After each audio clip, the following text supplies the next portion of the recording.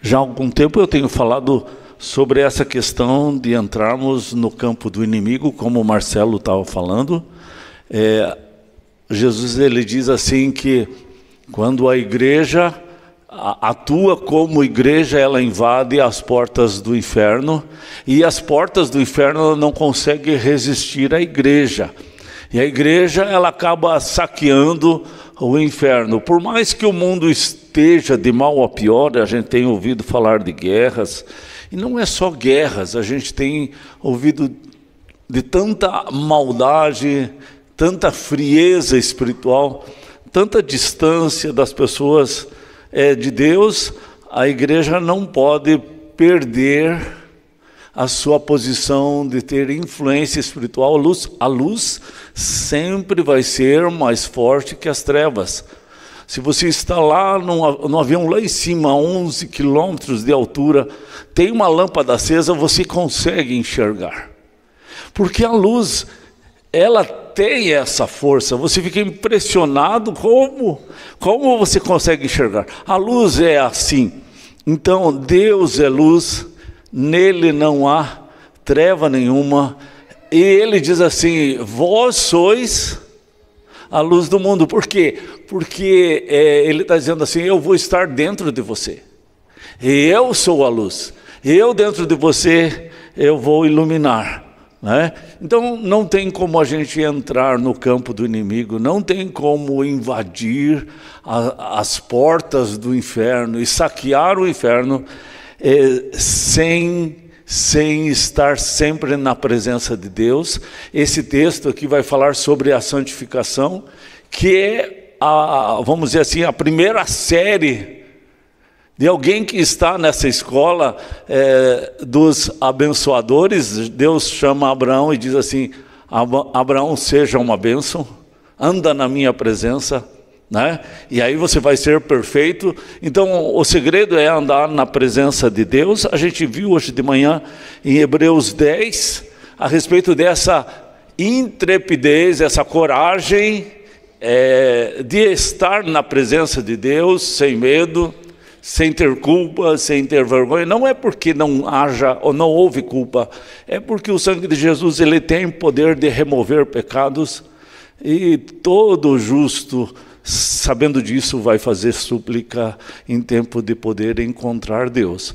Então, só o tolo, como diz lá no Salmos 32, só o tolo, ele vai pelo caminho que diz lá: o cavalo e a mula sempre precisam de freios e cabrestos. Os filhos de Deus, eles não vão pela força, eles vão pelo amor nesse sentido, porque os filhos de Deus, eles vão confessar os seus pecados. E o estudo de hoje, eu quero falar um pouquinho sobre a necessidade ou porquê da santificação, né?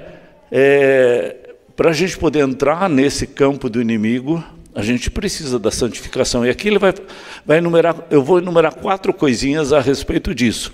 No primeiro versículo ele diz assim: portanto também nós, visto que temos a rodear-nos tão grande nuvem de testemunhas, desembaraçando-nos de todo o peso e do pecado que tenazmente nos assedia, corramos com perseverança a carreira que está proposta. Então, aqui só no primeiro versículo, eu já vi 2 coisas que a gente precisa, seriam os porquês da santificação.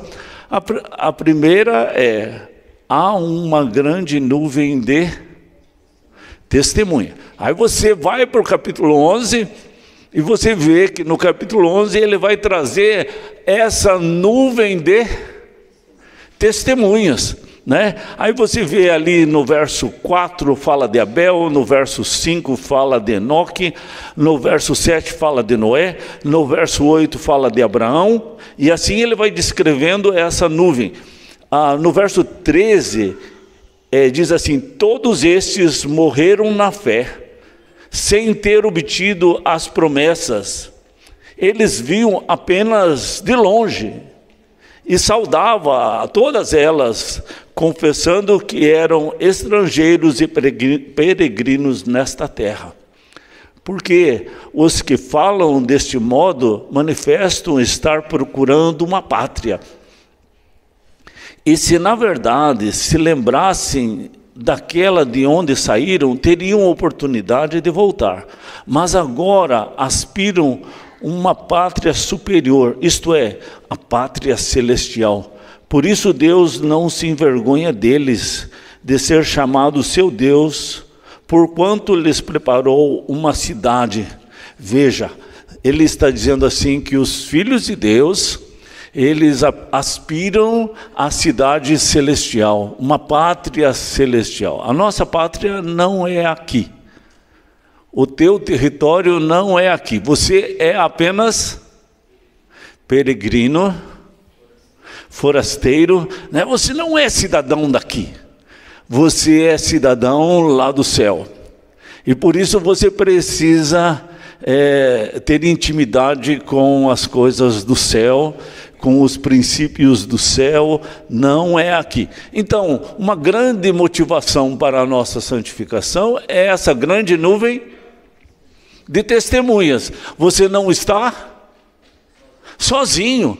Tem muita gente lá atrás que serviu a Deus. Tem muita gente que está servindo hoje. A história está repleta de gente que serviu a Deus e que Deus cuidou deles no passado. Isso quer dizer que Ele vai continuar cuidando dos seus filhos hoje, né? Independente da circunstância. O Senhor é o meu pastor, nada me falta. Não quer dizer que não falte comida, água, não falte alimento ou casa, mas quer dizer que, apesar de faltar todas essas coisas, tendo o Senhor, nada falta. Por quê? Sem Ele, você pode ter todas essas coisas e ainda ser um vazio completo, porque só Ele preenche o vazio. E aí, eu acho que o pior nessa história de nuvem de testemunhas é você e a tua casa, né? Eu lembro num congresso que eu fui, que o pastor estava contando assim, que a esposa de um diácono queria muito ser casada com o diácono da igreja, e não o diácono que era da sua casa, porque na igreja ele era muito legal, mas na sua casa ele não era muito bom. Então essa nuvem de testemunha, ele precisa ser na igreja e fora da igreja, em todo lugar, aonde ele for, né? Precisa haver uma mudança que Deus faz no seu coração. E ele fala assim, que existe uma corrida da fé. Para essa corrida da fé, o que a gente precisa fazer? No primeiro versículo, perseverança, e antes de perseverança, correr é corrida, livrar de pesos. Entende? Se você, vamos pensar assim, você é um nadador, você vai nadar com bota? Você vai nadar com calça jeans? Os grandes nadadores chegam a tirar até a barba, muito do pelo do corpo, para quê? Para poder nadar mais rápido, a água deslizar. Que tal fazer uma maratona correndo com bota? Salto alto, a mulherada tudo com salto alto, assim, agulha. Não tem como. Então ele está dizendo assim, se você quer correr a corrida da fé, você precisa desembaraçar de todo o peso, tudo que está incomodando, tudo que está prejudicando. E muitas vezes na Bíblia, esses pesos são bênçãos de Deus na tua vida, sabia? Várias vezes Jesus fala a respeito dessas bênçãos como obstáculos para a corrida da fé, e que você precisa lançar fora Paulo chama também isso de despir-se do velho homem. Então é necessário a gente saber o que é prioridade na nossa vida, porque há coisas que a gente vai correr atrás que não vai ter tempo para as coisas de Deus na nossa vida. Ou você escolhe uma coisa ou você escolhe outra. E assim, vamos pensar assim, o teu trabalho teria que ser como que um bico nessa história.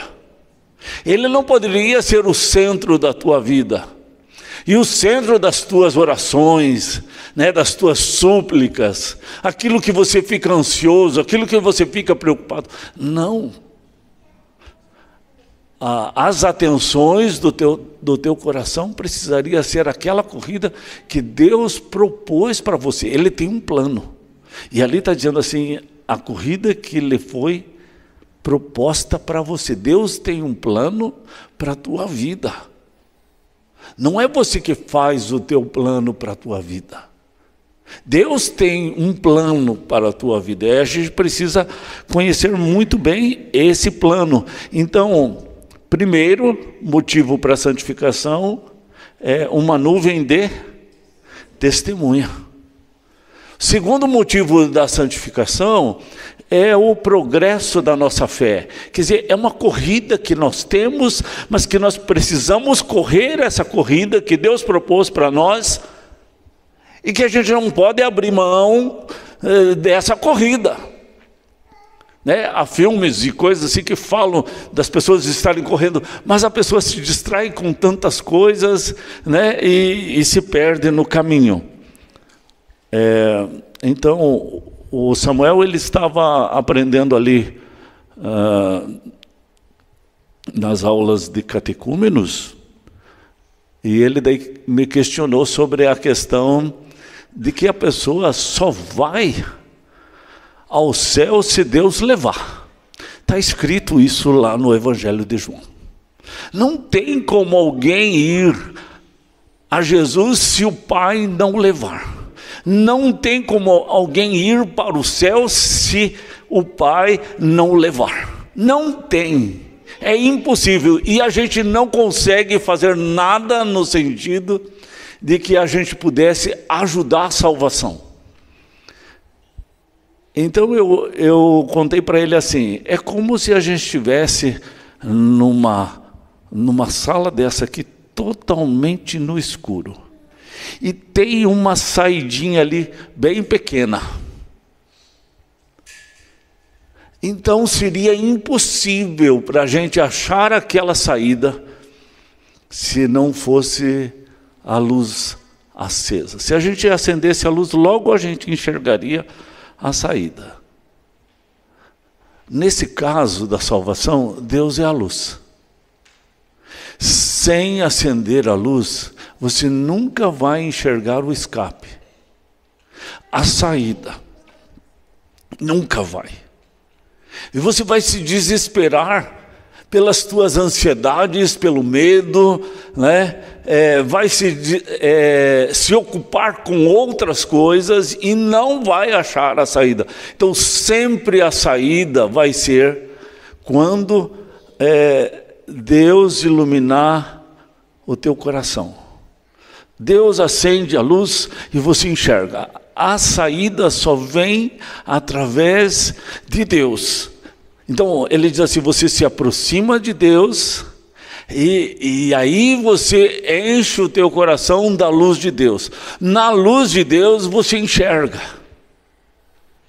Na luz de Deus não há dúvida. Aquele que crê de fato em Jesus não é confundido. Por quê? Porque ele está na luz, e na luz você tem a resposta certa para as situações da tua vida. Então ele diz assim, olhe para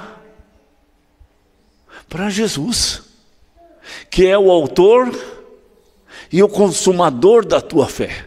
Olhe para Jesus, que ele é o autor e consumador da tua fé. Veja o que Jesus fez, né? Então, A outra coisa que ele fala é como se a gente, na vida, a gente fosse criança. E a criança precisa tomar o leitinho. Mas é necessário que essa criança cresça. E ela se torne um adulto que um dia vai comer feijão, arroz, carne. Porque aí ela vai ter mais resistência, ela vai ter força para fazer o trabalho e ainda vai passar muitas horas sem precisar comer. Porque aquele bebezinho que bebe o leite, de quantas em quantas horas ele precisa beber o leite à noite? E às vezes é de 2 em 2 horas. Então a mãe tem que ficar passando a noite inteira dando de mamar. Às vezes ela não dorme a noite inteira, por quê? Porque tem que dar de mamar. Deus não planejou você para ser uma criança na fé. Sabe o que é uma criança na fé nessa corrida aí? É uma criança que se magoa com qualquer coisa. É uma criança que gosta de receber elogios. Que acha que o mundo gira em torno dela. Tudo funciona para ela. Se ela receber confetes e elogios, está tudo bem. Você sabe que os líderes religiosos, Jesus denunciou, dizendo assim, que eles faziam longas orações para serem vistos. Eles davam esmolas para serem vistos. Eles gostavam de receber elogios das pessoas. Então, enquanto a gente gosta de receber elogios, ser mencionado o nosso nome, porque eu ou você fez tal coisa, e se não menciona o nome, a gente fica ressentido, magoado. Isso é tudo sinal do quê? De uma criança na fé. E ele diz, desembarace disso. E ele fala, esse pecado que tenazmente nos... é como o carrapato que gruda. Não é assim? Hein, Gabriel? Quando a tua mãe te corrige, o que acontece com o beiço? É automático fazer beiço? É meio automático porque machuca o nosso ego, né? Machuca o ego, então é algo que gruda.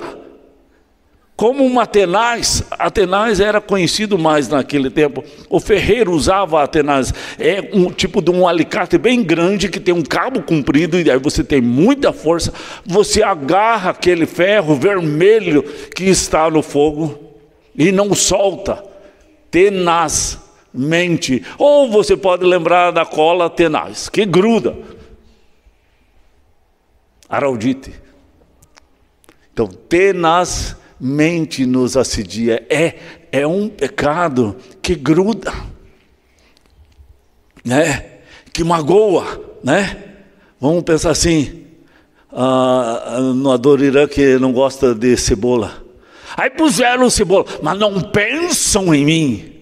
Né? Então, a pessoa que é infantil na fé, tudo é para ela se sentir bem. O culto é para ela se sentir bem. O culto é para ela, não é para Deus. Isso é uma criança. Mas também a Bíblia fala assim, uma vez eu era um menino e pensava, sentia, mas um dia eu deixei das coisas próprias de menino. E é isso que Deus espera de nós, né? Se não fizer tal coisa, saio da igreja e vou para outra igreja, né? Por quê? Porque eu gosto que as coisas girem ao meu redor. E aqui é muito comum no meio dos italianos, a pessoa fica chateada, ela amarra o burro, né? Já ouviu falar dessa expressão? Eu já ouvi, né? Eu tenho meu cunhado que é italiano, às vezes ele amarrou o burro por 2 meses. Mais um tempo ele foi por 2 anos. Então vai longe essa questão de amarrar o burro, né? Então, essa corrida que a gente tem, ela, para que a gente progrida espiritualmente, a gente precisa desembaraçar, ver as atitudes infantis que a gente tem.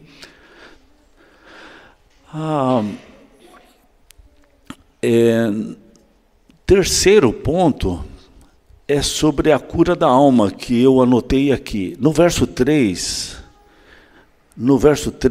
diz assim: considerai, pois, atentamente aquele que suportou tamanha oposição dos pecadores contra si mesmo, para que não vos fatigueis, desmaiando em vossa alma.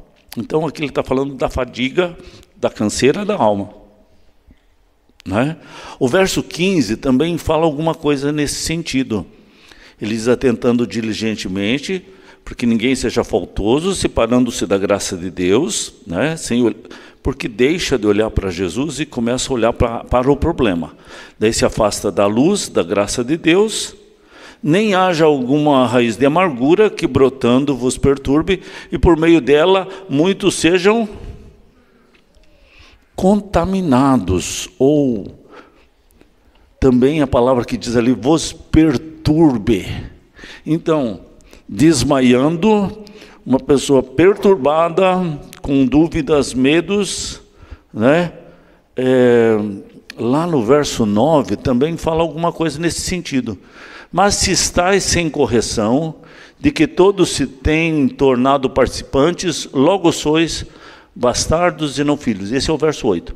Além disso, tínhamos os nossos pais, segundo a carne, que nos corrigiam e os respeitávamos. Não havemos de estar em muito maior submissão ao Pai espiritual, e então viveremos. Então ele está falando assim, do cuidado que nós temos que ter com a nossa alma, para não desfalecer, desmaiar.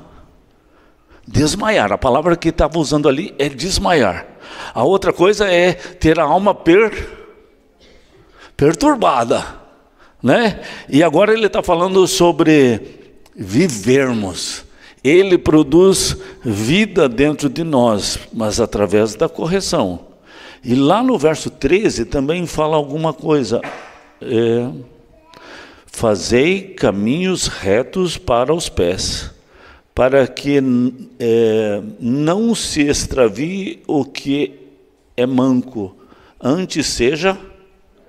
Então ele está falando assim da cura da alma, de sermos curados, e também uma agência de cura, um hospital para pessoas que seja de cura para a alma das pessoas.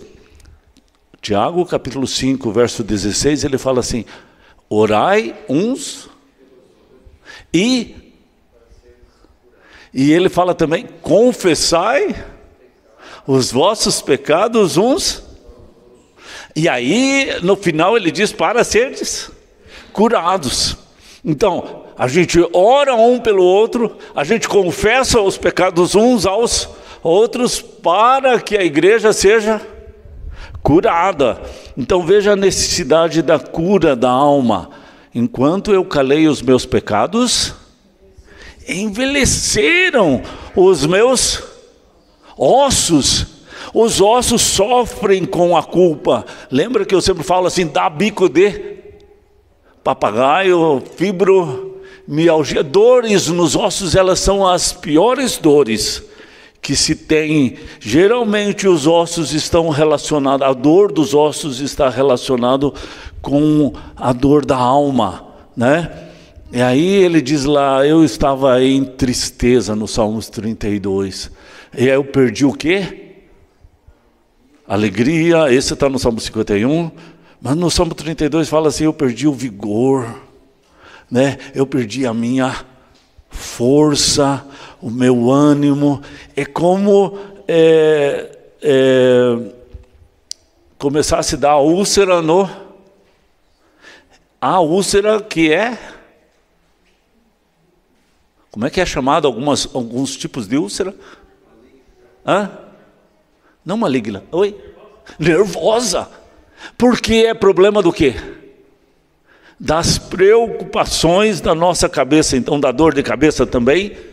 No verso 15 ele diz assim, nem haja raiz de amargura. Geralmente raízes e folhas nós usamos para quê?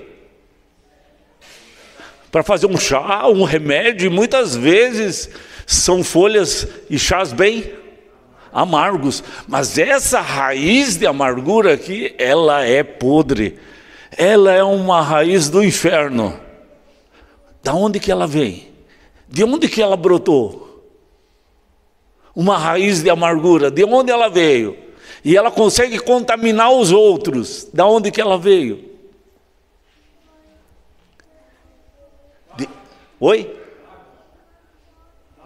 Mágoa, ressentimento. Mágoa, geralmente assim, você bate esse dedinho, tá feia a situação do dedinho, vamos dizer que tá roxo, inchado, e o que você vai fazer quando estiver trabalhando? O que vai acontecer? Qual é o dedinho, qual é o dedo que vai bater? O que bateu. Normalmente você vai bater aquele que você já bateu. Pode ser até o dedo do pé. Normalmente a gente acaba batendo aquele que a gente já tinha batido e já machucou. Mágoa é isso. Eu já estou chateado. Agora vem o Alisson falar do assunto, então eu já acerto nele, dou um chute nele, né? Um coice nele. É isso que era a palavra que eu queria achar. Tá difícil, gente. Não tá fácil achar as palavras. Mas é fácil de dar esse coice, por quê? Porque eu já estou chateado. Eu já estou emburrado por alguma coisa. Eu já fiquei triste por alguma coisa. Então, para descontar é fácil. Essa é uma raiz de amargura. E normalmente funciona muito pela língua, né? Eu vou falando, e aí vou levando outras pessoas a ficarem chateadas com o Alisson, né? Lá em 1 Coríntios capítulo 11, que fala da ceia, ele diz assim: examine-se, pois o homem é a si mesmo. E daí assim, participe da ceia, mas tem que fazer um auto. E aí ele fala lá no verso, eu anotei, no verso 30, eis a razão porque há tantos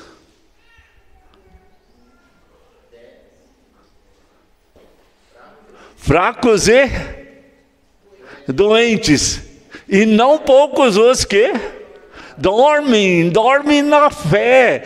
Fracos, doentes, anêmicos, não conseguem reagir às situações, e de acordo com algumas situações ficam mais magoados, mais feridos. Por quê? Porque estão fracos e doentes espiritualmente.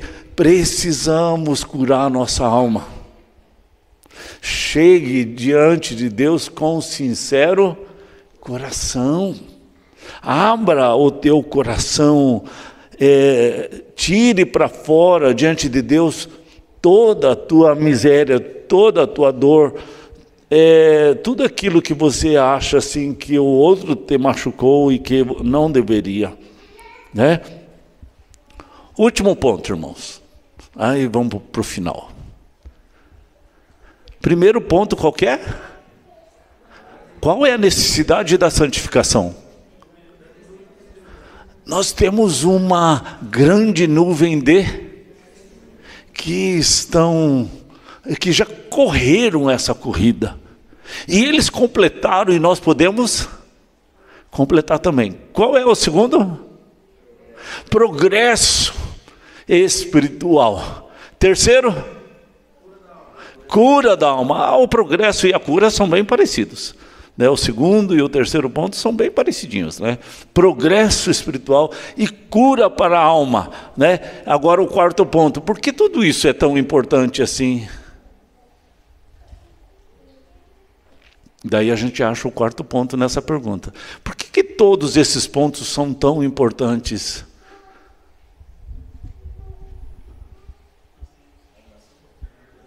Fala mais alto.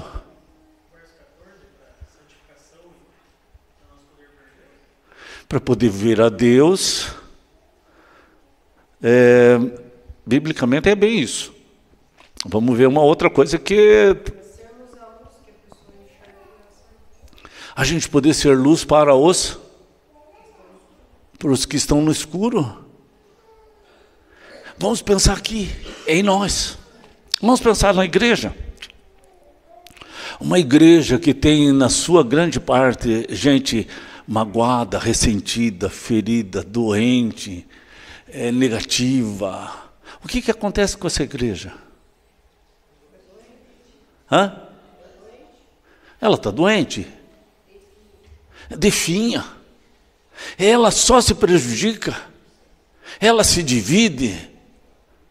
Forma grupos, né? Então, eu pensei assim, o quarto ponto é para o bem da igreja. A santificação é para o bem da igreja, para não prejudicar a igreja. A santificação, ela é para o bem da igreja, né? Lembra do pecado de Acã? Quando ele se sentiu tão tentado por aquelas peças caríssimas, ele levou para si, né? O povo de Israel foi guerrear e eles perderam. Naquela primeira guerra feriu 36 pessoas por causa do pecado de Acã. Então ele achou que não tinha problema e teve problema. Ele achou que ia ser muito útil para ele. Ele achou que ele merecia, que a família dele merecia, que eles lutaram bravamente na guerra e que eles mereciam. Mas Deus tinha dito, gente, tem coisas dentro ali da cidade de Jericó que foi dedicada a demônios e vocês não podem cobiçar essas coisas. E foi o que Acã cobiçou. E nós temos uma dificuldade, eu acredito que maior ainda do que Acã, porque a gente tem coisas dentro da nossa casa. Quando a gente liga a televisão, quando a gente liga a internet, e a gente está dando autoridade e autorização, porque a gente ligou, a gente disse sim, e daí a gente assiste, e a gente deixa as crianças assistirem. E elas não têm esse discernimento para assistir aquela porcaria. E aí como é que vai ficar? Vai ficar uma igreja de manco, né? E ali no verso 13 diz assim, faça caminhos retos para os pés, para que não se extravie o que é manco, antes seja curado, né? Então, são 4 pontinhos que eu quis colocar assim como motivos da santificação. No momento, às vezes, a correção ela é dura. Quando o pai está corrigindo um filho, vocês sabem que às vezes o filho se sente rejeitado, né? Às vezes a pessoa quer que você se torne fiador dela. Na hora, sim, parece que vai dar tudo certo. Mas normalmente vai dar tudo errado. Então se alguém vem e diz para você, Tiago, não se coloque nessa fria. Está aqui na Bíblia dizendo, não seja fiador. Ah, mas ele precisa. Ah, mas ele... E quem é você para estar falando, né? E daí... o Tiago se torna fiador e depois a pessoa não consegue pagar e ele vai ter que pagar a conta. Daí então vai ser um tempo de muita tristeza. E aí Deus está dizendo assim, na hora que ele ouviu a exortação para não ser fiador, na hora parece que é um assunto que traz tristeza.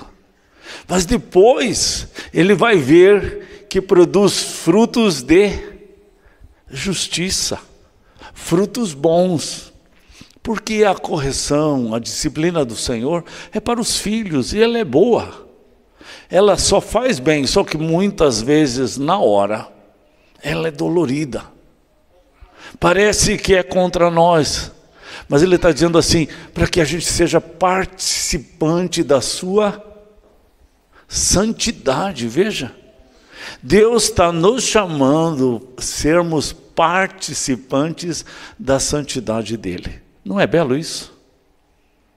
E Ele está dizendo assim, gente, vocês têm uma nuvem de gente que já serviu e foi abençoada. Muitos deles não viram as coisas acontecer, mas creram a si mesmo. Então você não está sozinho. Você não está sozinha. Né? Você tem muita gente que já pode testemunhar e que está escrito a respeito deles na Bíblia. Na própria história da igreja tem muita gente de fé. Eu às vezes conto aqui, né? Policarpo de Esmirna, ele foi queimado vivo pelo Império Romano e ele já era um senhor velhinho e eles o queimaram, né? Por causa da sua fé. Ele foi discípulo do apóstolo João. Então foi no ano 100 e pouquinho. Outro que eu sempre falo aqui é um padre, João Hus.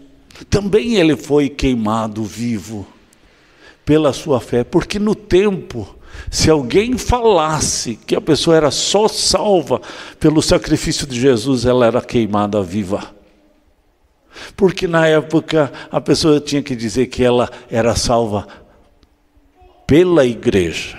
A igreja que salvava. E esse padre disse, não. A salvação é só por Jesus. E ele foi queimado vivo. Procure a história de João Hus. Desse padre João Hus, 1414, o tempo da vida dele ali. E, quer dizer, é uma nuvem de testemunha que vale a pena.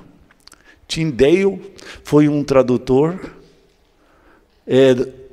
da Bíblia para o inglês na Inglaterra. Ele também foi queimado vivo, sabia?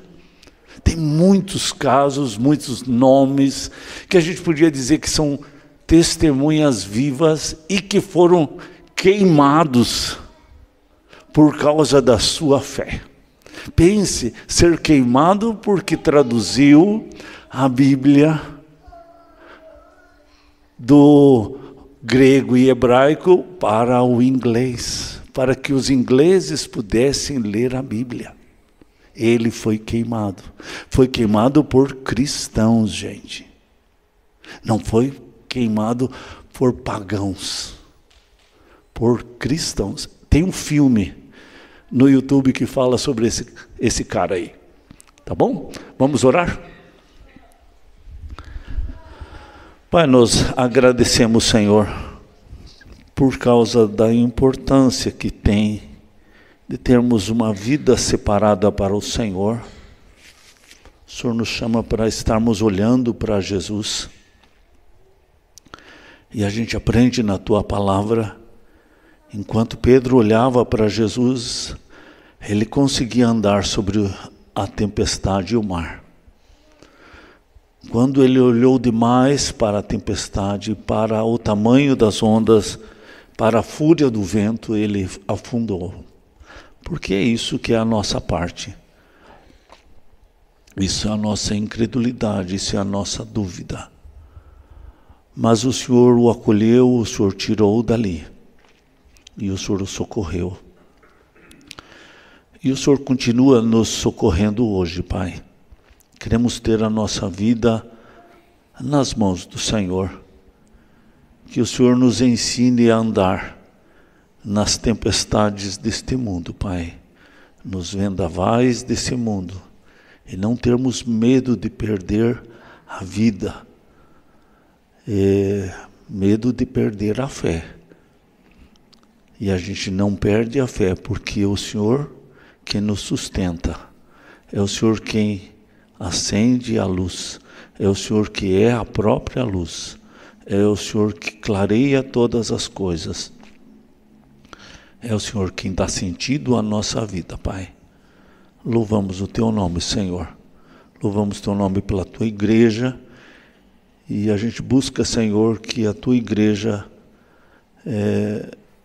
realmente busque a santificação, a edificação dela, e todos lutem para que a tua igreja não seja prejudicada e o testemunho da tua igreja não seja prejudicado, Pai.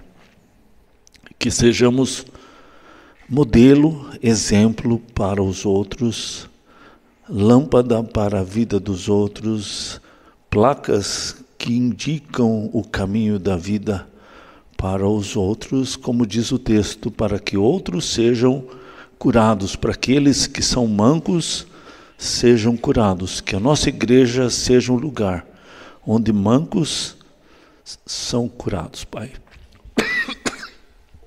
Eu oro em nome de Jesus. Amém.